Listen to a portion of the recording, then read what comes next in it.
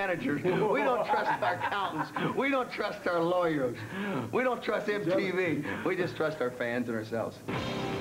If they'd only say what's on their mind, right? Well, sit back as Van Halen tell their story their way. It's all here, the music, the controversy, and the comedy. And they're all here, too.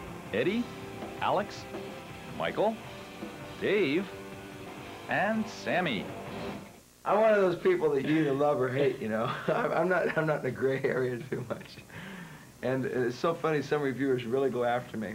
And I think some people, probably some fans do too, you know, which is, that's okay, because they don't have to come to the show.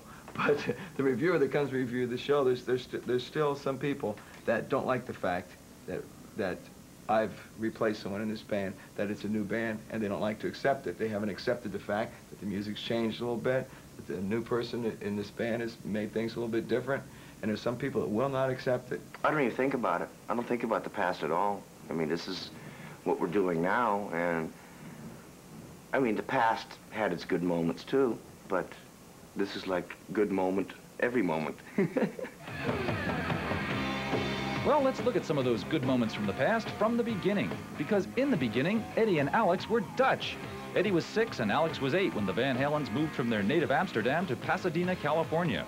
They grew up, put a band together, and with the release of their first album in 1978, began a string of multi-platinum albums.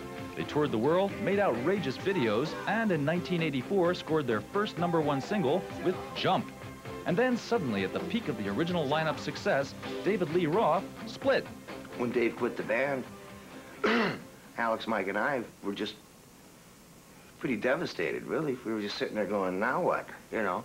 I mean, here we've worked with a guy for 11 years, so to speak, and he just kind of like took off. So I said a few things about him in the beginning that I might not have, I shouldn't have said, but I was bummed out, so I was pissed. At that point, Ed and I really didn't know what the hell we wanted to do.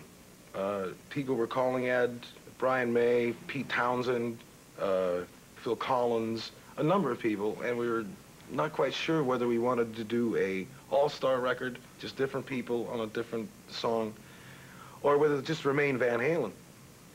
Well, we flipped a coin, and we both won. We wanted to keep Van Halen, and that's the way it went.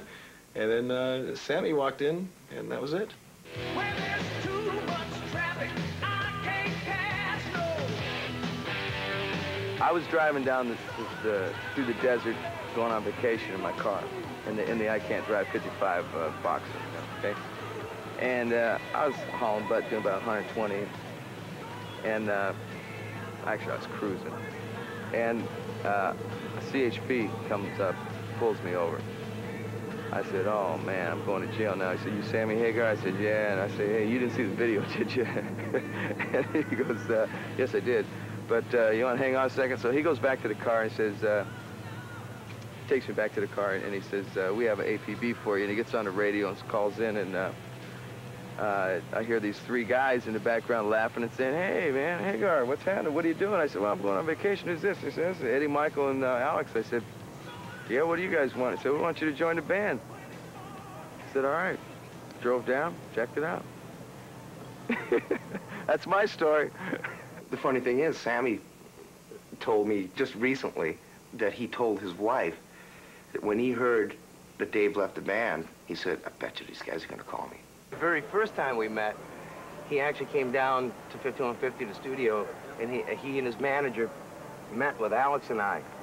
This was before the first time we jammed together, and he basically came down to see what condition we were in. I want to see if these guys were healthy enough, man. I heard horror stories, you know, from some of my friends in the business, you know, that ran into these guys like at 4 o'clock in the morning somewhere saying, whoa, man, them guys, I don't know how they make it on stage.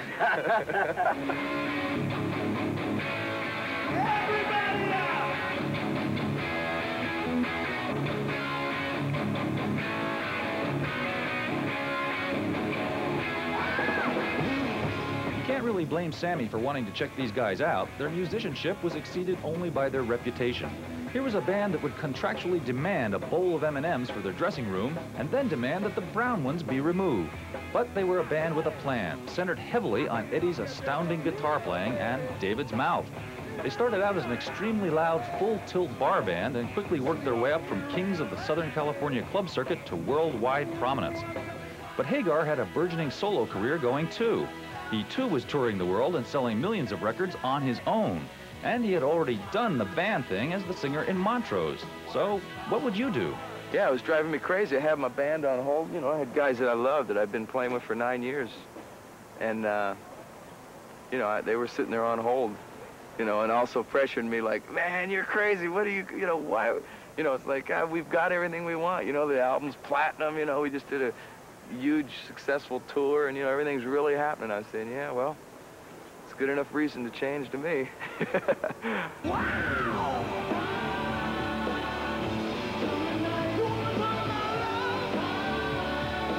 When Sammy came down the first night, I remember it was a rainy Monday night or something like that, and after 20 minutes, I had like Summer Nights and Good Enough worked up. Those were songs that we were going to do with the previous person, except, you know, he never came up to work on them. But after 20 minutes, man, first time we played was Summer Nights, and just right off the bat, Sammy just came up with a melody, lyrics, everything.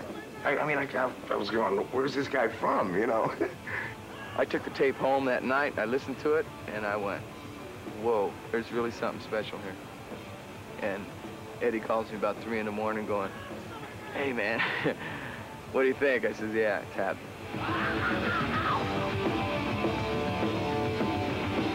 And so the band, affectionately renamed Van Hagar, has already produced 2 straight #1 albums, headlined the Monsters of Rock tour in the summer of '88, and continues to tour the world on its own. Apparently this Sammy Hagar thing has worked out pretty well.